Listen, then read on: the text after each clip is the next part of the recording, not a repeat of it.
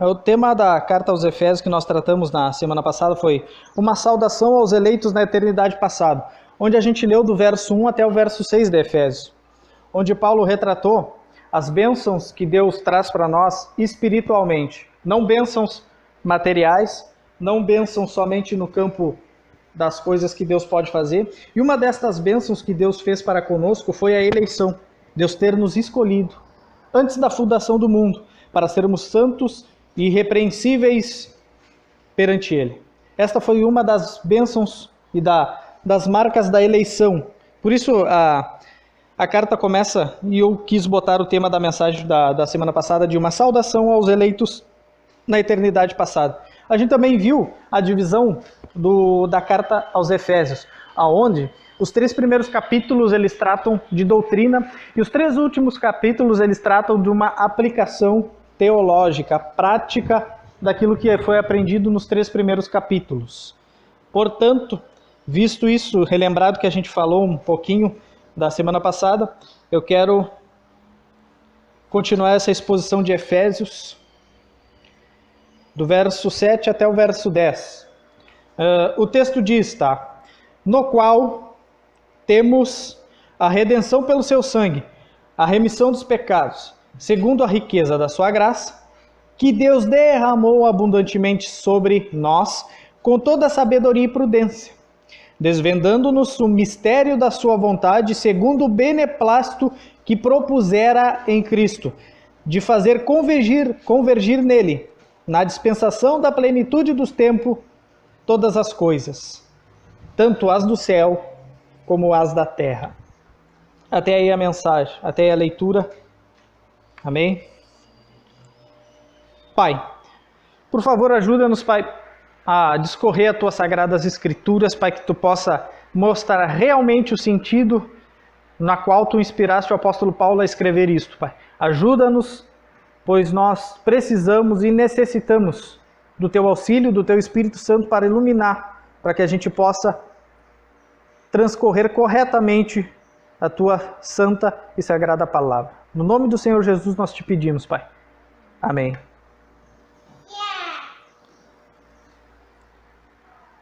Os efeitos, o tema da mensagem de hoje, os efeitos da redenção nos eleitos. Os efeitos da redenção nos eleitos. A gente tratou semana passada sobre uma saudação aos eleitos. Agora o apóstolo Paulo segue falando sobre os efeitos dessa redenção nos eleitos. Vamos ler novamente o verso 7. No qual, ou seja, em Cristo, temos a redenção pelo seu sangue, a remissão dos pecados, segundo a riqueza da sua graça. Redenção. O termo grego é apolutroses. Significa literalmente libertação, resgate ou ainda uma libertação por meio de um pagamento.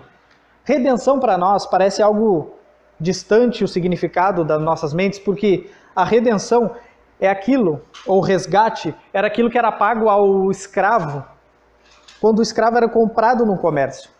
Você chegava até aquele senhor que estava vendendo o escravo, e lhe pagava para que você pudesse comprar aquele escravo. Depois de um certo tempo, já na lei mosaica, na lei judaica, esse escravo, os escravos dos hebreus, eles poderiam ser libertos. Eles poderiam ser comprados por outros senhores. Você ia lá e pagava um resgate por aquele escravo. O que Cristo Jesus fez por nós foi exatamente isso. Ele chegou até o próprio Deus, não a Satanás. O resgate foi pago a Deus. Veja que interessante, o próprio Deus paga um resgate ao próprio Deus pelos pecados dos seres humanos. Cristo foi e pagou aquilo que nós não poderíamos pagar para Deus. Cristo, ele é o resgate, ele é o pagamento, ele é a propiciação dos nossos pecados. Quando a gente diz isso, a gente está falando de pessoas que creem em Cristo como aquele que remiu o pecado daqueles que creem. Cristo é isto. Cristo é a redenção, é a libertação, o resgate, uma libertação por meio de um pagamento. Cristo foi o pagamento e o meio pelo qual nós somos justificados perante Deus o Pai. Por intermédio de Cristo Jesus, crendo na sua obra, nós somos resgatados. A única forma de um ser humano ser resgatado por Deus, resgatado por Cristo, melhor dizendo, e ser apresentado perante Deus, sendo justo, não é pelas obras boas que ele faz, não é por aquilo que ele faz, por aquilo que ele planeja fazer, por aquilo que ele tenta e intenta no seu coração fazer. Porque até as nossas melhores ações são como um trapo de imundícia perante Deus. É a Escritura que diz isso. Então a única forma do ser humano ser declarado justo e ser remido dos seus pecados é crer no Filho de Deus. Paulo está dizendo, depois dele tratar da eleição, ele está dizendo que depois de tudo isso ser para a glória de Deus, mediante a sua graça, que ele concedeu gratuitamente no amado, no qual temos, nós temos, aqui a conjugação está no presente, ou no qual temos a redenção, pelo seu sangue, a remissão dos pecados, segundo a riqueza da sua graça. Eu quero me focar um pouquinho também em remissão. Remissão dos pecados, ou seja, o preço da redenção é o sangue. O preço a ser pago na cruz do Calvário para que Deus pudesse declarar justo aqueles que creem na obra do seu Filho foi o sangue do próprio Filho de Deus. Custou o sangue do Filho de Deus para comprar homens de volta a partir do mercado de escravo. Se a gente ler Levítico 17, 11, a gente vai ter um pouquinho da noção nas leis levíticas. Levítico 17, 11. Por que é pelo sangue? Porque a vida da carne está no sangue. Eu vou-lo tenho dado sobre o altar para fazer expiação pela vossa alma, porquanto é o sangue que fará expiação em virtude da vida. É o sangue. Foi necessário o sangue do Filho de Deus, foi necessário o sangue do próprio Verbo encarnado de Deus, o próprio Deus encarnado, para que os homens fossem considerados remidos dos seus pecados. Foi necessário tudo isso. Foi necessário que Deus tenha que ter sido feito homem, vir à terra, morrer numa cruz para pagar aquilo que nós não poderíamos pagar. O nosso sangue jamais poderia pagar aquilo que nós devíamos a Deus. Hebreus 9 também trata. Hebreus 9.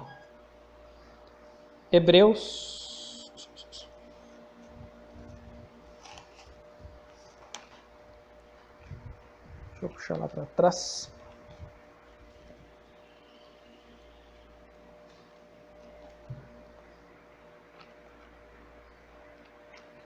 Hebreus 9, 22.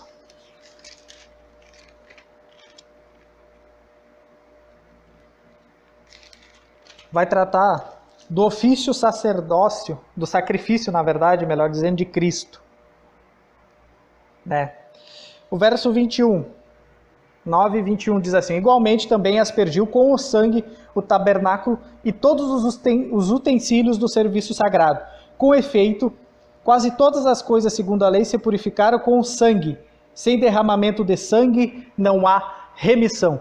O autor da carta aos Hebreus está falando que sem sangue não há remissão de pecados. A única forma de um pecado ser pago é mediante o sangue. Cristo na cruz do Calvário, lá naquele madeiro, onde ele derramou o seu sangue, ele expiou o pecado de todos os homens que creem no seu sacrifício. É impossível, vai dizer Hebreus 10:4, é impossível que o sangue de touros e bodes para tirar pecados. Aquilo que o sacerdote fazia todas as vezes, uma vez por ano, aquilo era impossível de remir. Aquele apaziguamento era temporário e momentâneo.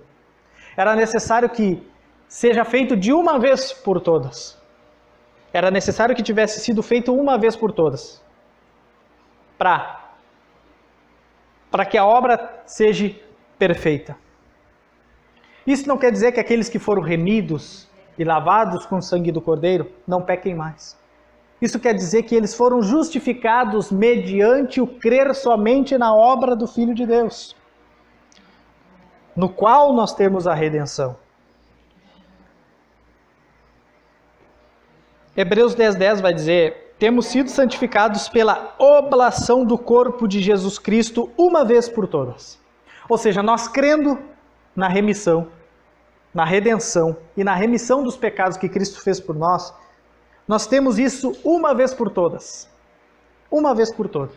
Se você creu realmente na obra do Filho, você foi selado com o Espírito Santo da promessa, você crê verdadeiramente, você foi selado e você foi purificado de uma vez por todas. Não porque você não peque mais, mas porque você creu nos méritos de Cristo. É por isso que tu é declarado justo diante de Deus. Por isso que nós fomos eleitos para sermos santos e irrepreensíveis perante Deus. Quando Paulo falou, quando a gente trabalhou isso no domingo passado, ficou meio disperso, santo e irrepreensíveis. Mas como? Foi exatamente por causa disso, por causa que nele nós temos a redenção, a remissão dos nossos pecados. É por isso que nós fomos eleitos para sermos santos e irrepreensíveis. Foi por conta disso a eleição. Deus elegeu pessoas para a salvação e o meio da salvação é Cristo. Ou seja, Deus elegeu em Cristo essas pessoas para a salvação. Por isso nós fomos remidos, nós fomos libertos, nós fomos, vamos dizer assim, comprados pelo seu precioso sangue. E é isso que nos declara justo, santo e irrepreensível perante Deus. Por causa do próprio Deus, naquela cruz do Calvário. Verso 8. Que Deus derramou abundantemente sobre nós, com toda sabedoria e prudência. Aqui eu quero gastar um pouquinho de tempo para tratar algumas coisas. Existem benefícios daqueles que foram remidos, daqueles que tiveram a sua redenção dos seus pecados. Essa redenção, esse entendimento que Deus trouxe para nós de sabermos o que Cristo fez por nós, não é somente o entendimento espiritual, Ele trouxe também algo para abrir os nossos olhos e os nossos ouvidos para que a gente venha entender certas coisas que a gente não entendia. A obra da redenção foi derramada sobre os crentes. Junto foi dada sabedoria, ou seja, compreensão das coisas finais, como vida, morte, Deus e o homem, justiça, o pecado, o céu e o inferno, eternidade e tempo. Tudo isso vem no pacote junto com a redenção, não é só salvação. Você abre os teus olhos e os teus ouvidos para te entender o que é o plano e o propósito de Deus. Por que não crentes não entendem o significado da morte de Jesus Cristo? Eu sou o exemplo vivo dessa ignorância. Porque antes da minha conversão, eu olhava para as pessoas que falavam tanto em Jesus, eu ficava, mas por que eles falam tanto em Jesus? Jesus é só o Filho, na minha ignorância, é só o Filho de Deus. Por que eles dão tanta honra e glória para Jesus, muito mais do que o próprio Pai? Aquilo para mim era uma angústia, porque eu cria em Deus, só que eu não entendia a obra do Filho. Daí eu ficava pensando, por que tanta gente, fica falando do Filho, da cruz, do que eles botam Jesus Cristo acima de Deus? Aquilo para mim era incompreensível naquela época. Por que Jesus era tão adorado? Por que Jesus era tão glorificado no meio da igreja? Hoje eu entendo por quê. Naquela época eu não tinha o entendimento, não tinha derramado sobre mim essas coisas, o entendimento, sabedoria e prudência. Eu era um ignorante da cruz. Eu era ignorante da cruz e sobre a cruz eu não sabia nada. Tanto que eu ficava indignado, eu ficava verdadeiramente brabo, irado, eu ficava brabo mesmo. Por que falam tanto desse Jesus e deixam o Pai de lado? Hoje eu entendo por que você fala tanto em Jesus. Porque Deus fez todas as coisas para convergir no seu Filho. Porque a obra de Deus é centrada no seu Filho amado a quem Ele se compraz. Tudo gira em torno de Jesus Cristo. Tudo é para Ele, para a glória dEle, para a honra dEle, por meio dEle. Sem Ele nada teria sido feito. Tudo é para Ele. Eu era um ignorante da cruz. Paulo está falando sobre sabedoria a respeito das coisas de Deus. Por outro lado, também enfatiza a compreensão prática e a compreensão das necessidades, problemas e princípios da vida diária. Isso também vem junto com a redenção. A gente entender certas coisas, porque passamos por certas coisas, Porque muitas das vezes certas coisas acontecem conosco e mesmo sabendo disso nós criticamos e Deus, por quê? Por quê? Mateus 11, do 25 a 30, pode ilustrar isso de uma forma melhor para nós. Deixa eu abrir Mateus 11.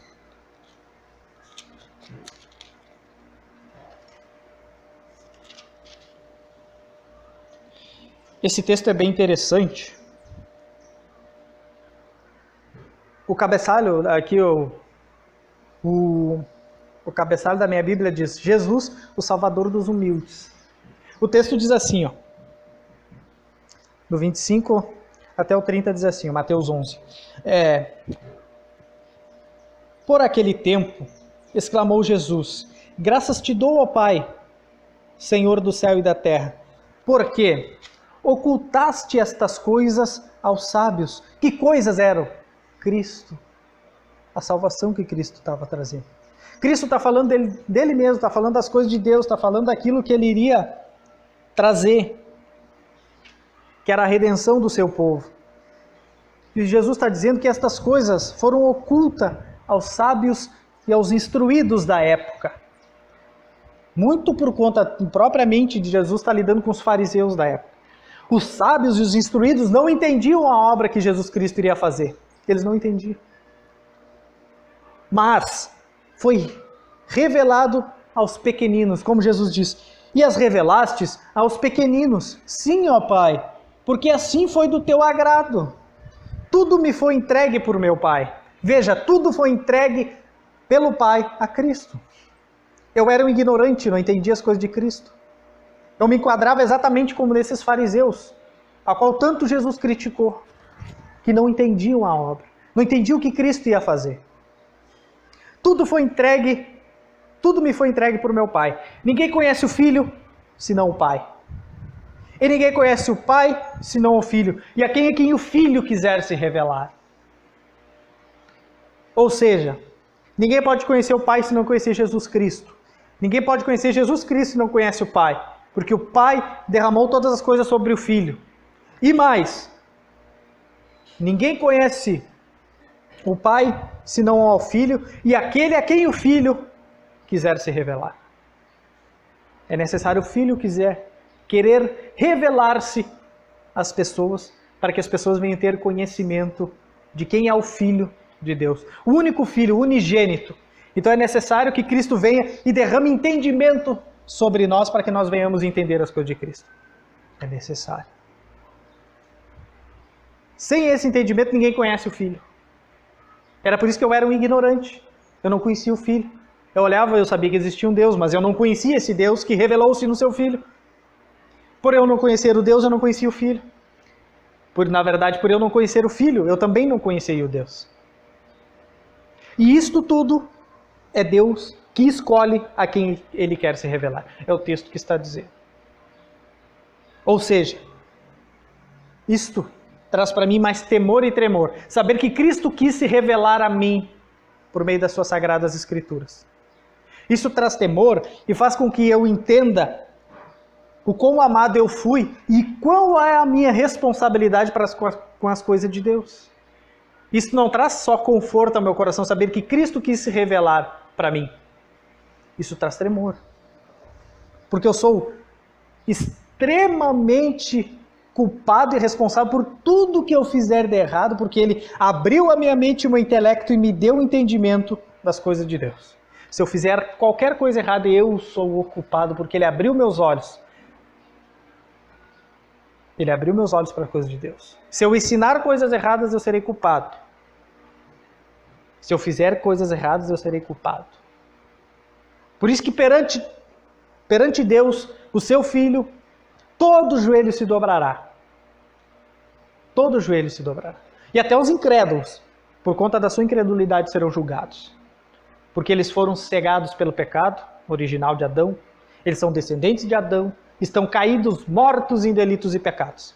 Nós que fomos vivificados, fomos justificados, remidos, resgatados pela obra de Cristo, nós temos ainda mais responsabilidades naquele último dia. Então foi dado sobre nós o entendimento. Verso 9. desvendando-nos o mistério da sua vontade, segundo o beneplácito que propusera em Cristo. Desvendando o mistério da sua vontade. Como Deus revelou algo que estava oculto, o mistério da vontade dele para com os homens? Foi revelado no Filho. O mistério oculto era Jesus Cristo. Lembre-se que Mateus 11:25, como nós lemos agora há pouco, diz: graças eu te dou, ó Pai, porque tu não quis te revelar aos sábios e aos cultos, mas quiseste revelar aos pequeninos. O mistério que estava oculto era Cristo Jesus e a sua obra salvadora naquela cruz. Portanto, isto era o mistério que estava oculto. O seu único filho, o Salvador dos que creem na sua obra. O mistério que estava oculto, que Deus quis revelar, é o seu filho. Nada mais. Nós não precisamos de nada mais nessa vida do que Jesus Cristo. Solos Cristo. Um dos lemas da Reforma Protestante. Solos Cristo, e é somente Cristo. Nada além de Cristo. Tu não precisa de pastor, apóstolo, bispo, nada disso. Tu precisa ser instruído por esses homens qual Deus exerceu e levantou na igreja para fazer estas coisas. Mas a gente não pode depositar nossa confiança em ninguém a não ser Jesus Cristo. Cristo é todas as coisas. Tudo é para Ele, por meio dEle e para Ele. O mistério da vontade de Deus está revelado no Filho. Como eu posso saber a vontade de Deus para a minha vida? Jesus Cristo. Quando me perguntam isso, eu digo isso. As pessoas ficam boiando quando eu digo isso. Para que o homem foi feito? Para a glória de Deus em Jesus Cristo. Deus é glorificado nos que se salvam e Deus é glorificado nos que se perdem. Porque nos que se salvam é caracterizado o amor de Deus e naqueles que se perdem é caracterizada a justiça de Deus. E a justiça também do Filho. Porque eles não creram na obra do Filho, portanto eles serão julgados. Aqueles que creram serão justificados. Tudo é para a glória de Deus. O mistério é Cristo. O mistério que estava oculto, tu não precisa saber nada além de Jesus Cristo. Não existe mistério para o cristão. O mistério para o cristão é Jesus Cristo, que já foi revelado nas Sagradas Escrituras. Tu não precisa de revelação, não precisa de nada mais, somente Jesus Cristo. Romanos, capítulo 16, vamos ler, carta aos Romanos.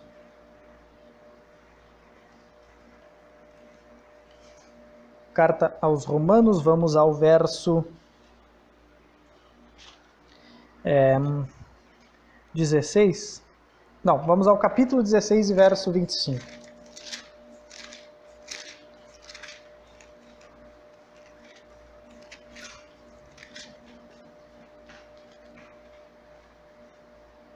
Ora,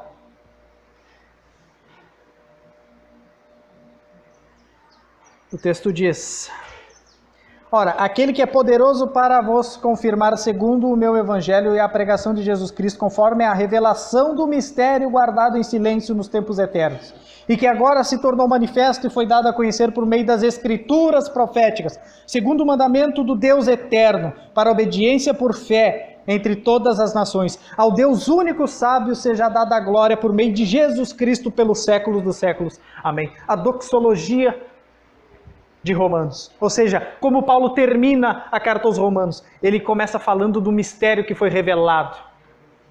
O mistério que foi revelado é Cristo. Cristo, somente Cristo. E é interessante o que Paulo deixa bem claro, e que agora se tornou manifesto, e foi dado a conhecer por meio das escrituras proféticas. Ou seja, desde o Antigo Testamento isso está sendo lançado. Ele foi revelado quando Cristo consumou a sua obra na cruz do Calvário. Portanto, você quer conhecer Jesus Cristo, não precisa ter uma revelação direto do céu. Não precisa vir um anjo falar contigo. Não precisa nem o próprio Deus aparecer para você e falar com você. Leia as Escrituras, que tu terá um encontro verdadeiro e real com Jesus Cristo. O mistério que estava oculto foi revelado nas Sagradas Escrituras, a qual nós, graças a Deus, nós temos acesso, podemos ler, meditar e orar nelas todo o santo dia. Não precisa vir um anjo do céu, não precisa ter luz, não precisa ter um relâmpago, um vento forte e impetuoso dentro da igreja. Não precisa nada disso. Precisa somente de uma Bíblia aberta e um coração disposto a ouvir as Sagradas Escrituras. Ali se revela o mistério que estava oculto, Cristo Jesus. Ali se revela todo o plano de Deus para o homem, Cristo Jesus. 1 de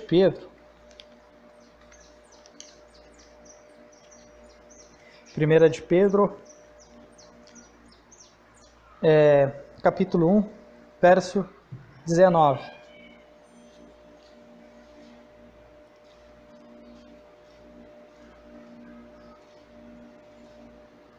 1 de Pedro 1,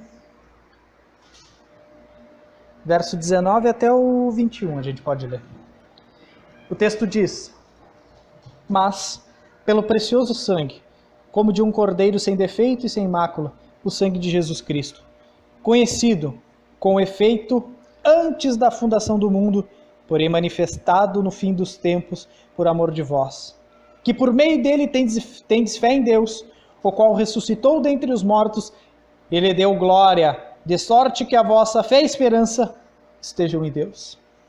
Agora o apóstolo Pedro aqui está dizendo que o sangue de Jesus Cristo, o precioso sangue como de um cordeiro sem defeito e sem mácula, conhecido com efeito antes da fundação do mundo, porque o cordeiro foi morto, entre aspas, no plano de Deus, antes da fundação do mundo. Nós lemos isso na Escritura Sagrada. Conhecido com efeito antes da fundação do mundo, porém manifestado no fim dos tempos por amor de vós. Vós quem? Os que creem. Como é que eu sei que eu sou amado de Deus? Quando eu entendo a obra de Jesus Cristo. Quando Deus esclarece a minha mente, coloca dentro da minha mente o entendimento, para que eu venha entender as coisas de Jesus Cristo. Quando eu sou selado com o Espírito Santo da promessa, vivificado, e eu entendo a obra da cruz. Eu posso dizer que eu sou amado de Deus, porque eu sou amado de Deus no Filho dele amado. Esse amor é imputado através da justiça de Jesus Cristo, porque eu sou injusto perante Deus por causa dos meus delitos e pecados. Conhecido. Antes da fundação do mundo, manifestado no fim dos tempos por amor de vós, que por meio dele tendes fé em Deus, o qual ressuscitou dentre os mortos e lhe deu glória, de sorte que a vossa fé e esperança estejam em Deus. Então o mistério foi revelado. Não existe mais mistério. O mistério que estava oculto foi posto aos olhos daqueles que creem. Foi exposto aos homens dessa terra. E ninguém vai poder dizer que nunca ouviu falar de Jesus Cristo. Ninguém. Paulo em Romanos capítulo 1 vai dizer que a natureza dá testemunho que há um Criador. Eu sabia, quando era incrédulo, que existia Deus. Verdadeiramente a gente não pode ser ateu. A gente é um cínico que faz de tudo para duvidar da existência de Deus. Nós estamos, faz uma semana atrás que foi noticiado em um jornal de uma emissora esquerdista no Brasil, que foi achado o anel de Pôncio Pilatos. Eu fico imaginando como ficam os ateus nesse momento. Fazem de tudo para dizer que a Bíblia é mentira. É mentira, é mentira. No último dia Deus vai usar exatamente essas evidências que Ele não precisa dar contra eles no dia do juízo. Existe um Deus, existe um Criador. Ele foi manifesto, inclusive, Ele é manifesto pela sua criação e pelas coisas criadas. Quão dura coisa é cair nas mãos do Deus vivo. Quão dura coisa é. É aterrorizante. Mas o verso 9 ainda continua. Nós não terminamos. A parte B do verso 9. Desvendando o mistério da sua vontade, segundo o beneplácito que propusera em Cristo. Ou seja, segundo a vontade de Deus que Ele propôs em Cristo. A vontade de Deus foi propor em Cristo todas as coisas. O plano e a vontade de Deus e seu propósito eterno é revelar o seu Filho para a remissão dos pecados. Tito,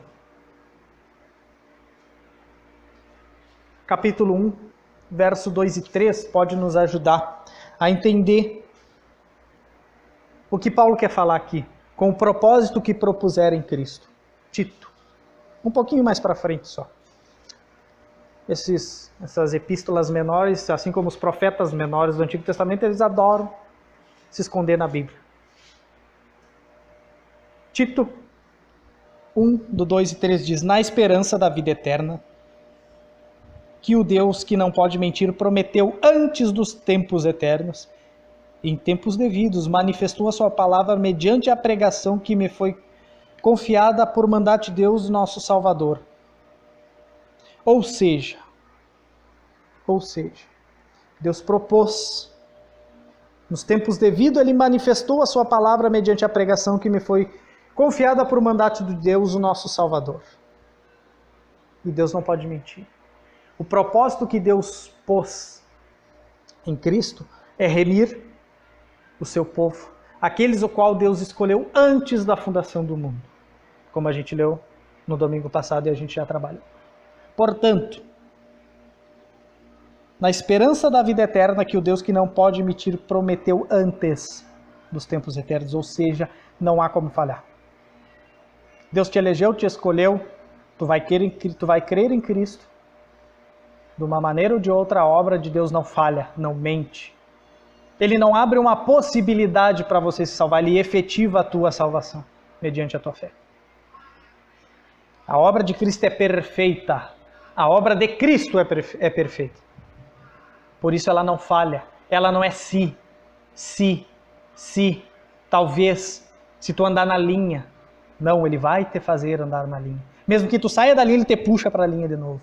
Porque é Deus que efetua tanto querer como realizar, segundo a sua boa vontade em nós. É Deus que faz todas essas coisas em nós. Então Deus não mente. A vontade e o plano de Deus é revelar o seu Filho para remir aqueles que ele elegeu antes da fundação do mundo. E note que todos os textos que a gente leu até agora fala e remete antes da fundação do mundo, antes dos tempos eternos, antes da criação do mundo. Isso mostra o plano de Deus em Cristo. E esse plano foi feito na eternidade. Um supremo concílio entre Pai, Filho e Espírito Santo. O supremo concílio da Trindade decidiu fazer isso. E isto é certo, é para aqueles que creem, é para os seus eleitos, para os seus amados em Cristo, para aqueles que foram eleitos para ser santos e irrepreensíveis perante Deus. Verso 10.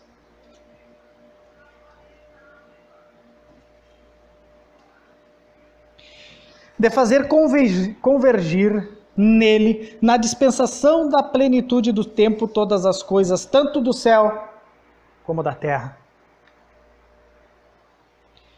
O texto diz, de fazer convergir todas as coisas nele.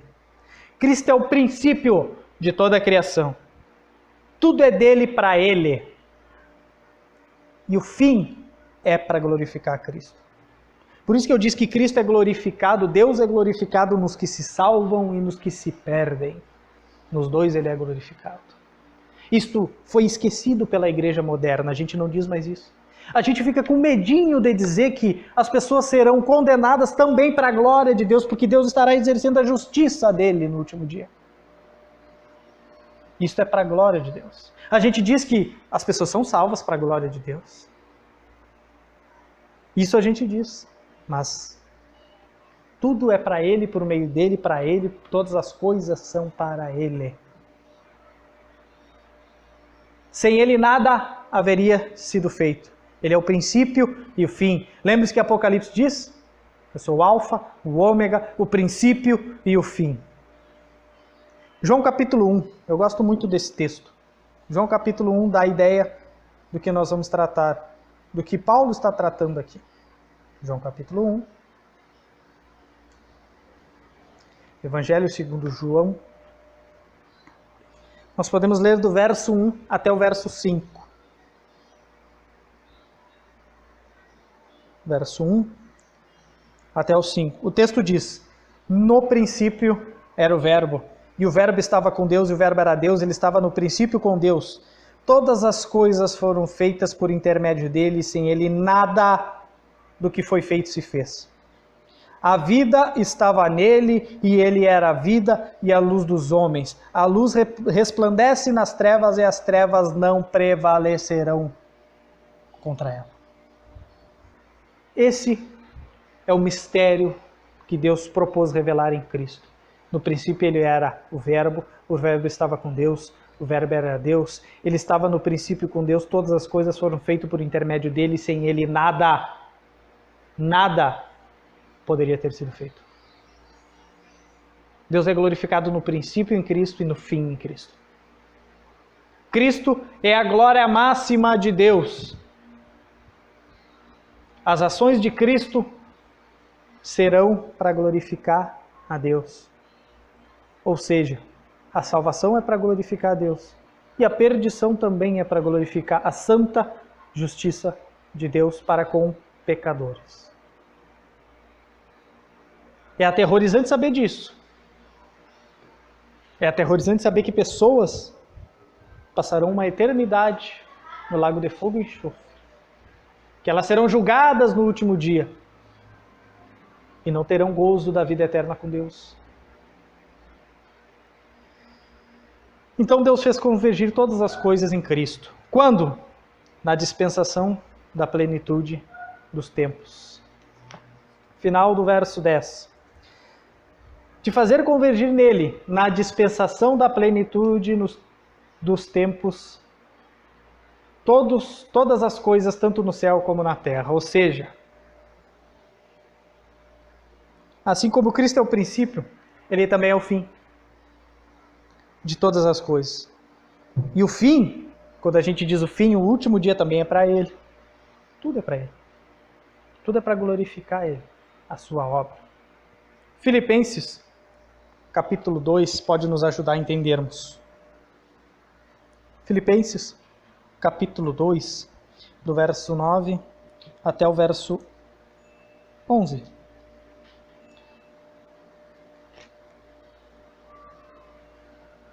O texto diz: pelo qual também Deus o exaltou sobremaneira e lhe deu um nome que está acima de todo nome, para que o nome de Jesus Cristo, para que o nome de Jesus se dobre todo o joelho, nos céus, na terra e debaixo da terra, e toda língua confesse que Jesus Cristo é o Senhor, para a glória de Deus o Pai. Veja que Paulo está dizendo em Filipenses. O mesmo apóstolo Paulo está dizendo à igreja de Filipe. Pelo que também Deus o exaltou sobremaneira e lhe deu um nome que está acima de todo nome. Ou seja, não existe ninguém maior que Cristo Jesus no universo. Para que o nome de Jesus se dobre todo o joelho nos céus, na terra e debaixo da terra. O que ele quer dizer com isso? Que perante o último dia, todos, cristãos, judeus e ateus, ou seja lá o que forem, gnósticos, todos dobrarão seu joelhinho perante Deus no último dia. Todo joelho se dobrará. E mais, toda língua vai confessar que Jesus Cristo é o Senhor. No último dia não existirão ateus, não existirão incrédulos no último dia, porque todos vão confessar: tu eras verdadeiramente Deus e eu não criei na tua obra, por isso eu sou merecedor do inferno. No último dia não vai existir ateu. No dia do juízo e da sentença final de Deus não vai existir ateu. Naquele último dia não existirá ateu.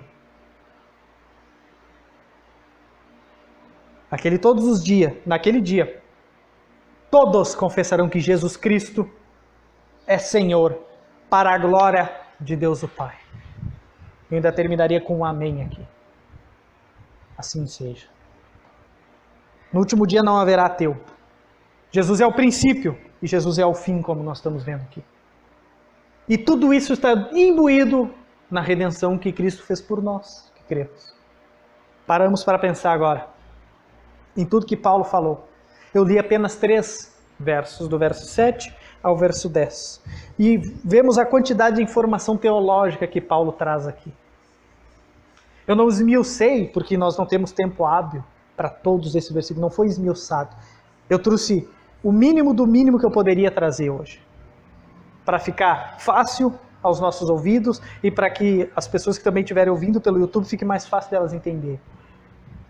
Mas paramos para meditar nesse texto e vermos o quão grande é esse Deus, que por meio do sangue do seu Filho, a qual ele remiu os pecados dos eleitos. E eu volto a dizer isso está dentro de uma perícope, que é as bênçãos de Deus em Cristo, naqueles que Deus elegeu. Paramos para pensar nisso. Paramos para pensar o que Deus fez por nós, mesmo nós não sendo merecedores. Podemos ou não podemos glorificar Deus pelo que Ele fez por nós, porque Cristo Jesus fez por nós. Saber que Cristo me escolheu, escreveu meu nomezinho no livro da vida, antes da fundação do mundo, mesmo eu sendo falho, pecador, miserável, e ter total ciência de que merecia o inferno, não tem preço saber que Ele me elegeu. E escreveu o meu nome no livro da vida. Isso traz temor ao meu coração. Isso me deixa atônito, tremendo, me deixa com as pernas bambas saber que Ele se preocupou comigo, que não merecia, que era um incrédulo, que debochava das coisas de Cristo, que não entendia quem é esse Cristo que eles exaltam tanto mais que Deus e o Pai. Saber que Ele olhou para mim e teve amor em mim através do seu Filho. Veja bem, será que a gente, ao ler isso, não enche o nosso coração de alegria? Será que não enche o nosso coração de alegria e temor, sabendo que Ele fez por nós? Que essas palavras de hoje possam ficar gravadas literalmente no nosso coração. Que ela possa ficar todo dia batendo no nosso coração. Que venha à nossa mente todos os dias o que foi falado hoje aqui. Para que a gente venha glorificar e exaltar e levar isso a mais pessoas. Eu consegui, diante desses 3 versículos, tirar uma aplicação desses versos. Consegui. A primeira coisa que eu aprendi, está lá no verso 7. Eu aprendi que a obra da redenção é completa, infalível, substitutiva e não é uma possibilidade, é algo concreto e inabalável. A obra de Cristo não é si. Ela foi efetivada. Na cruz Ele disse, está consumado. Ele não disse, estará talvez se vocês forem bonzinhos. Estará se vocês fizerem campanhas. Estará se vocês se sacrificarem por causa da sua igreja. Não, está consumado. Nós precisamos única e exclusivamente de Cristo. Mas lembre-se que todo cristão, ele não pode deixar de congregar, de estar no meio da igreja e de estar com os santos na qual Deus elegeu em Cristo. Isso é que é estar ligado ao membro, ao corpo. Nós somos membros uns dos outros, mas não fomos salvos por conta nossa. Foi por conta dos méritos de Cristo. E isso é certo, infalível, substitutível e inegável. Verso 7 diz, no qual temos a redenção pelo seu sangue, a remissão dos pecados segundo a riqueza da sua graça. Está lá no verso 7. Segunda coisa que eu aprendo, está lá no verso 9. Além da infalibilidade da redenção, também é uma infinidade de bênção no intelecto, fazendo que essa obra abra os nossos olhos a tal ponto de Deus mostrar o seu mistério que estava oculto a todos os seus eleitos. A redenção ela traz um intelecto, ela traz a capacidade de a gente saber aquilo que estava oculto, que Deus ocultou no Antigo Testamento, que era o seu Filho. Nós temos ciência. Aquilo que os judeus, o seu povo escolhido, a sua nação eleita, não teve condições de saber, nós que cremos em Cristo, sabemos. Isso é pela graça e pela misericórdia de Deus. Não porque nós somos bonzinhos. Deus derramou sobre nós intelectualidade para a gente entender as coisas de Deus. Por isso que nós temos uma missão, e de pregar o Evangelho a toda criatura. Porque vocês sabem os mistérios de Deus. Foi dado a vós a conhecer os mistérios do reino de Deus. O mistério único e exclusivo é Cristo. Solos Cristo. A terceira coisa que eu aprendo para a gente finalizar nessa manhã. Esta redenção mostra o plano eterno do Pai em fazer todas as coisas convergir no seu Filho amado. Ou seja, o plano é Cristo. E tudo foi feito para convergir nele. Porque tudo é para Ele, para a glória dEle, para a honra dEle, pelos séculos dos séculos. Amém. Verso 10. de fazer convergir nele, na dispensação da plenitude dos tempos, ou seja, quando Deus quis, todas as coisas, tanto no céu, tanto as do céu como as da terra. Ou seja, em Cristo, de fazer convergir nele todas as coisas. Eu aprendi 3 coisas então, que a obra da redenção é completa, infalível, substitutiva e não é uma possibilidade, é algo concreto e inabalável. Segunda coisa que eu aprendi, além da infalibilidade da redenção, também é uma infinidade de bênçãos no intelecto, fazendo que essa obra abra os olhos a tal ponto de mostrar o mistério que estava oculto, que foi revelado. Cristo.